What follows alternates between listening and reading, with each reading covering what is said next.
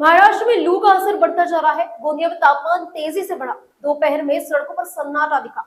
मौसम विभाग ने अगले 2 दिनों में गर्मी बढ़ने की चेतावनी दी और लोगों से सतर्क रहने की सलाह दी। महाराष्ट्र के कई जिलों में उष्ण लहर का असर देखने को मिल रहा है और गोंदिया भी इससे अछूता नहीं है। यह तापमान में लगातार बढ़ोतरी हो रही है, जिससे लोगों का जनजीवन प्रभावित हो रहा है। खासकर दोपहर के समय तेज धूप और गर्म हवाओं के कारण सड़कों पर सन्नाटा पसरा नजर आ रहा है।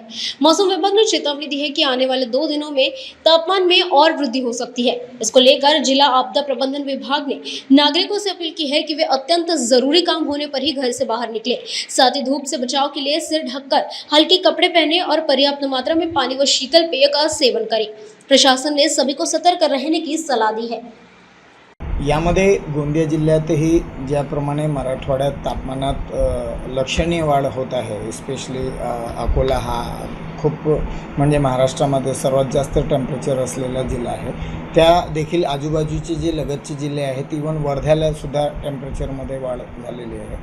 आपल्याकडे चंद्रपूर बाजूचा जिल्हा आहे, त्या ठिकाणी पण हीटवेव्हची येलो वॉर्निंग देण्यात आलेली आहे आणि त्या अनुषंगाने गोंदियाला आज अशी कुठल्याही प्रकारची वॉर्निंग नाही। तरी पण मागील 2 ते 3 दिवसात टेम्परेचरमध्ये आपल्याकडे सुद्धा वाढ झालेली आहे आणि त्यामुळे लोकांना उष्णतेच्या जी जाणीव आहे ती होत आहे आणि लोकांना आम्ही हेच अपील करणार आहेत की दुपारच्या वेळेस शक्यतो बाहेर जाण्यास टाळावे।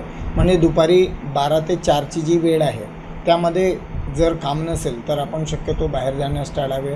छत्री, टोपी, गॉगल याचा वापर करावे।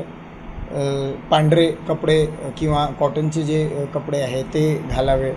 शीतपेय जसे जे आपले नॅचरल जे पदार्थ आहेत, पेय आहेत, त्यांचा वापर करावा। ऊसाचा ज्यूस झाला, लस्सी, ताक इत्यादी प्रकारचे, चहा, कॉफी किंवा इतर दुसरे पेय हे टाळावे।